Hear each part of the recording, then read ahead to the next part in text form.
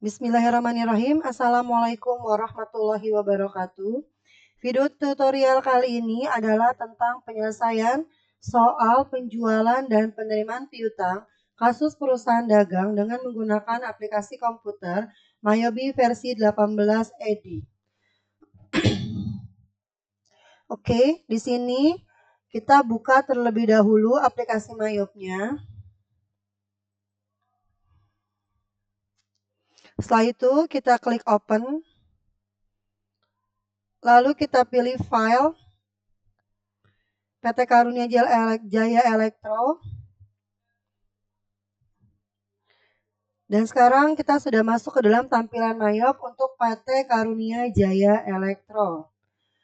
Untuk soal atau kasus yang akan kita selesaikan adalah penjualan. Baik penjualan secara kredit, retur penjualan, penjualan secara tunai, maupun transaksi pelunasan piutang.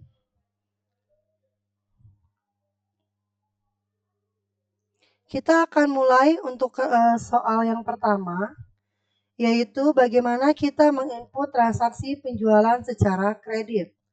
Di sini kita bisa melihat ada soal untuk dokumen pertama, di mana PT Karunia sebagai supplier menjual kepada toko Andika sebagai customer untuk penjualan secara kredit. Kita bisa melihat ini adalah faktor penjualan secara kredit yang pertama. Terlihat dari ciri-cirinya adalah adanya termin. Termin akan menunjukkan bahwa faktor penjualan ini adalah faktor secara kredit. Dan untuk faktor penjualan, kita bisa melihat dari sisi si pembuat faktur adalah penjual, dan di sini ada kopi.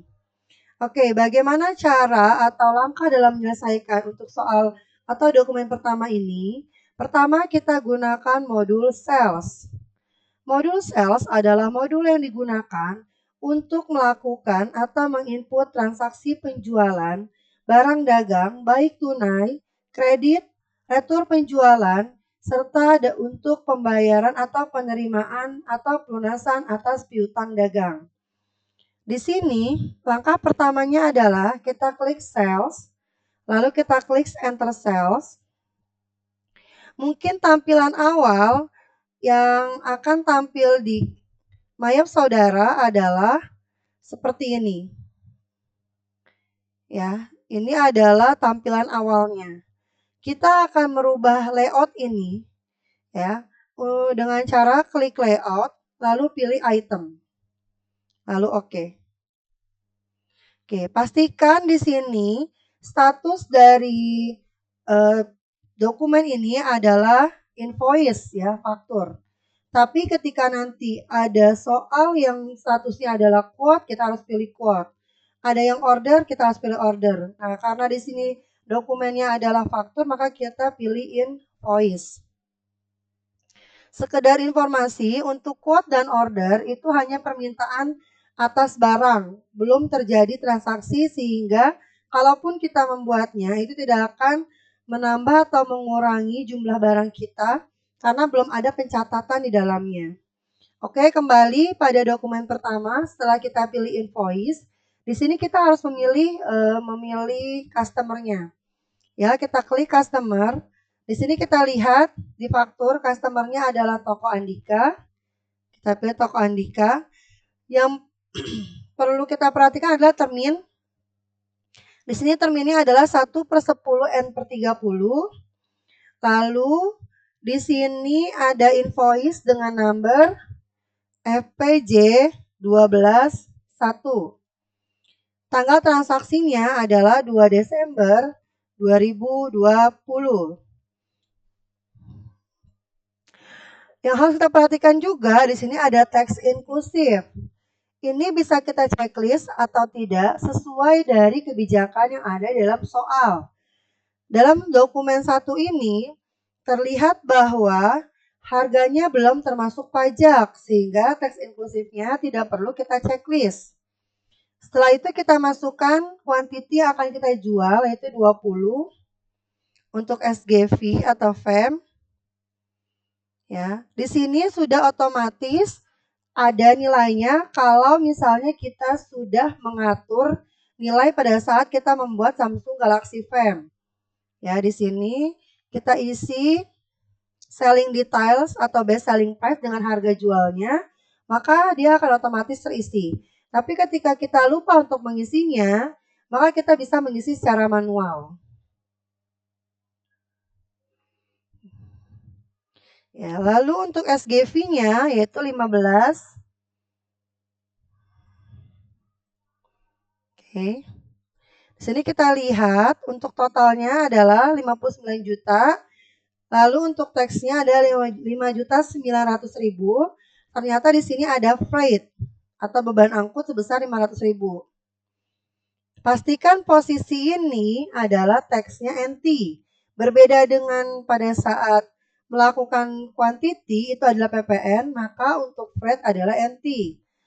Sebelum kita melakukan record, sebaiknya kita menggunakan Ctrl R untuk melihat report atas penjualan tersebut.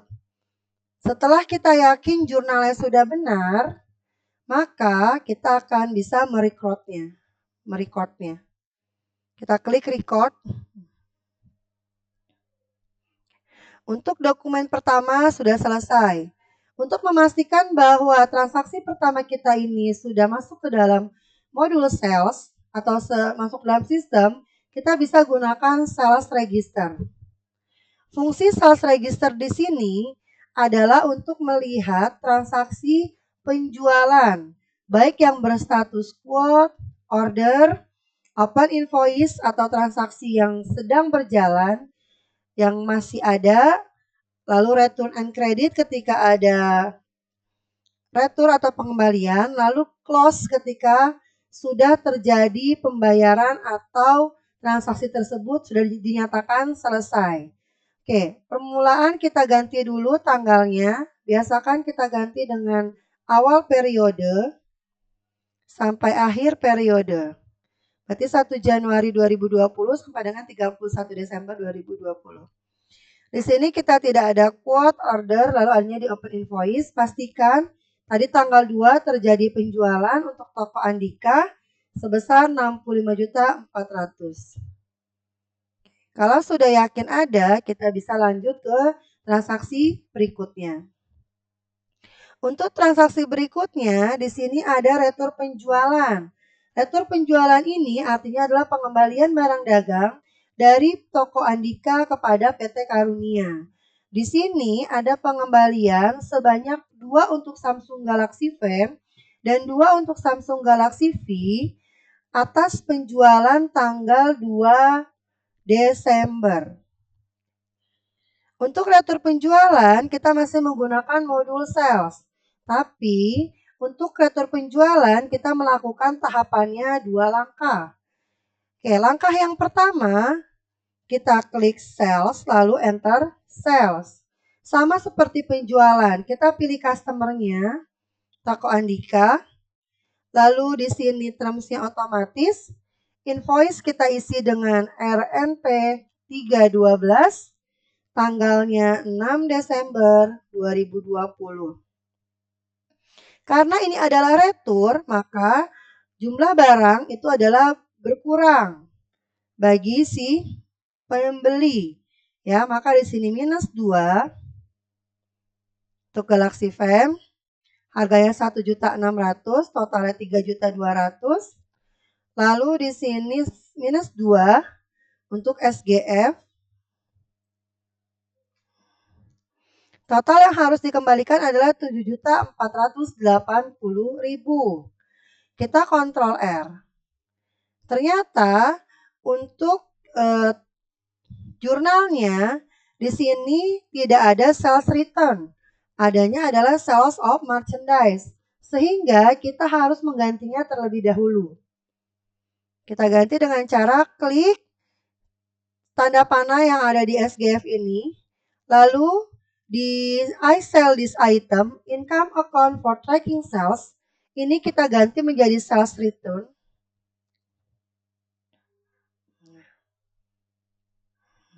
Begitu juga dengan SGV, Di I-sales-nya kita ganti sales of merchandise menjadi sales return. Sekarang kita Ctrl R lagi. Pastikan bahwa jurnalnya sudah tersaji dengan benar, baru kita lakukan record atau penyimpanan. Ini adalah langkah yang pertama. Langkah yang kedua untuk transaksi retur penjualan, setelah kita record, kita klik register. Di register yang sudah kita record tadi untuk nota kreditnya, kita klik di return and credit. Nah, di sini akan tampil.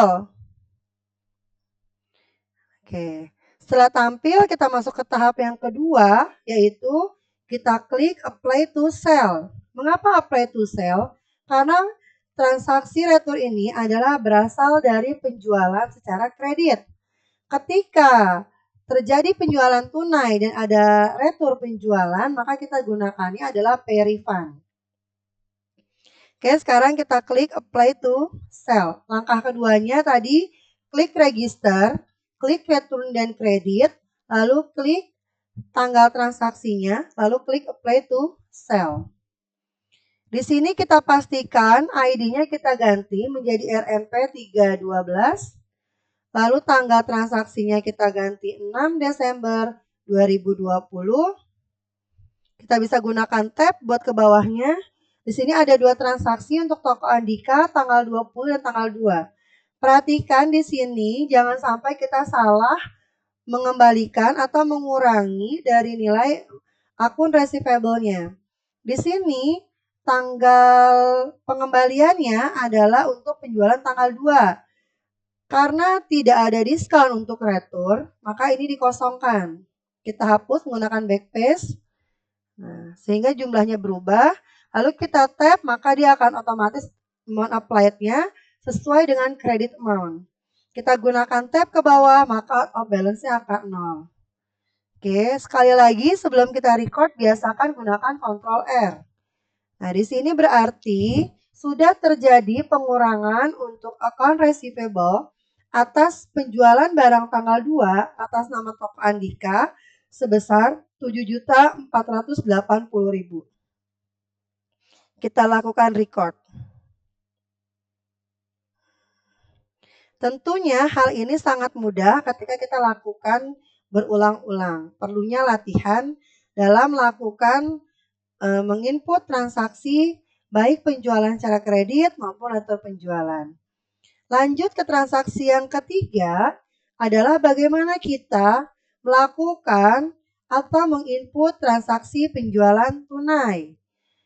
Teman-teman semua, kita masih menggunakan modul sales di dalam menginput transaksi penjualan barang dagang secara tunai. Kita lihat faktura terlebih dahulu. Di dalam dokumen 3 ini, di sini adalah nota kontan. Syarat pembayarannya adalah cash harga khusus. Dipastikan bahwa ini adalah nota atau penjualan secara tunai. Kita klik sales, lalu enter sales. Seperti halnya penjualan secara kredit, selalu yang pertama adalah kita pilih dulu data customer-nya. Di sini adalah toko Dewi. Kalau kita tidak memiliki nama toko Dewi, kita bisa membuat dengan cara klik new. Ya, kita pilih toko Dewi.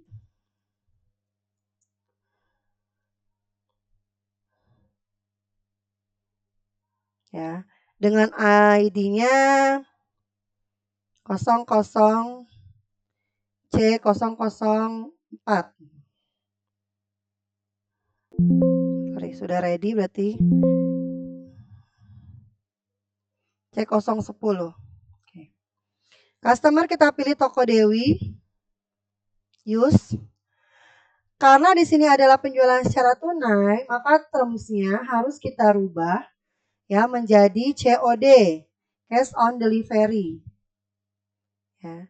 Dengan cara klik tanda panah ini, lalu kita pilih yang in given tadi kita ganti jadi COD. Setelah itu invoice-nya kita isi NK 121 tertanggalnya 9 Desember 2020. Sama halnya dengan penjualan secara kredit, Di sini kita mengisi ship-nya, yaitu 6. 1.600.000. Lalu di sini 10 untuk SGV-nya.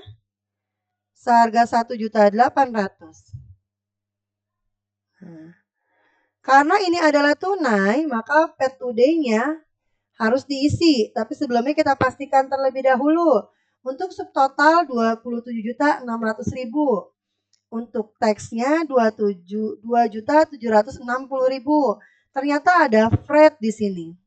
Maka kita masukkan beban angkutnya. Oke, maka total amount yang harus kita bayarkan adalah 30.710.000. Oke, kita Ctrl R. Di sini masih tersajikan sales return, ya, karena sebelumnya tadi ada pengembalian barang. Untuk itu kita ganti terlebih dahulu di SGF. Sales return ini kita ganti menjadi kembalikan ke sales of merchandise. Oke. Lalu SGV juga kembalikan ke sales of merchandise. Nah, setelah kita kembali ke sales of merchandise, kita Ctrl R lagi. Kita pastikan bahwa sudah tidak ada lagi sales return, tapi sales of merchandise.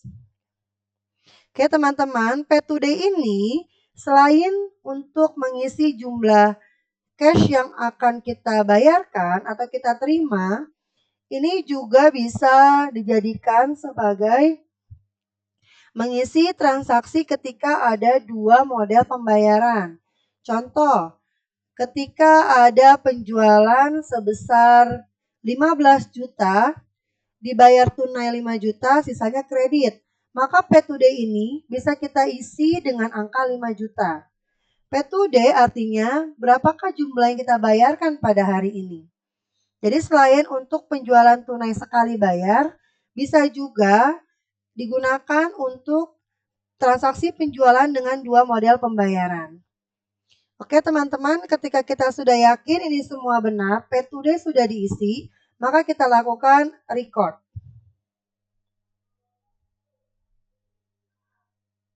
Sekarang transaksi untuk yang keempat, yaitu pelunasan piutang. Untuk pelunasan piutang atas penjualan barang dagang, kita masih menggunakan modul sales. Tapi tidak lagi menggunakan enter sales, melainkan menggunakan receive payment. Di sini, deposit to account-nya adalah cash in bank. Kenapa cash in bank? Ini adalah sesuai dari kebijakan perusahaan. Tapi misalnya di sini diterimanya dengan cash on hand, ini bisa kita ganti menjadi cash on hand. Atau misalnya menggunakan bank apa, itu pun bisa kita ganti. Jadi tergantung dari kebijakan perusahaan. Sekarang siapa sih yang membayar? Yang membayar toko Andika. Kita pilih toko Andika. Berapa yang dibayarkan? Yang dibayarkan adalah sejumlah yang diterima, yaitu 57.340.800. Memo ini bisa kita ganti menjadi pelunasan tanggal 2 Desember 2020. ID-nya BKM 12 BKM 12.3. Pembayarannya untuk 10 Desember 2020. Di sini ada dua transaksi, ya. Yang mana yang harus kita bayarkan? Kita gunakan tab ke bawahnya ya. Yaitu ini adalah pelunasan tanggal 2, berarti kita pilih yang tanggal 2 di sini. Tapi sebelumnya karena tidak ada di sini diskonnya adalah diskon yang belum ada potongan, ini kita ganti secara manual. Jadi 579.200. Lalu kita gunakan mouse dan kita klik untuk amount applied atau kita gunakan tab juga bisa. Klik. Nah, sehingga jumlah antara amount receive dan amount applied menjadi sama. Lalu kita gunakan tab untuk supaya out of balance-nya adalah 0. Oke. Seperti biasa kita gunakan Ctrl R, kita pastikan bahwa transaksi ini sudah benar. Ya, setelah itu kita klik record. Print letter. Oke, teman-teman, untuk transaksi 1 sampai 4 sudah selesai. Jika kita ingin melihat alur atau kartu persediaan dari masing-masing persediaan barang dagang, kita bisa gunakan inventory, lalu item list. Kita contoh di sini ada SGF, kita klik ya. Di sini sisanya 74. Kita klik lagi quantity on hand-nya. Nah, di sini kita ganti tanggal. Biasakan tanggalnya adalah awal periode sampai akhir periode. Di sini terlihat jelas tentang mutasi persediaan dari Samsung Galaxy F. Dimulai dari adanya persediaan awal, lalu adanya penjualan, adanya pembelian, adanya retur, dan ada lagi penjualan secara tunai. Begitu juga dengan Samsung Galaxy V. Ini pun aliran atau mutasi persediaannya bisa kita lihat. Kita klik quantity on hand-nya. Kita ganti tanggal transaksinya.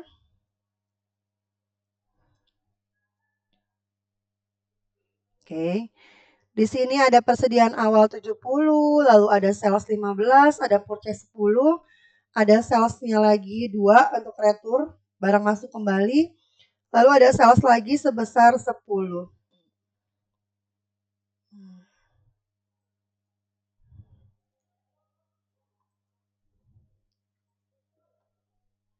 Oke, demikian video tutorial dari saya mengenai penyelesaian soal penjualan dan penerimaan piutang kasus perusahaan dagang menggunakan aplikasi komputer Mayu versi 18 ed.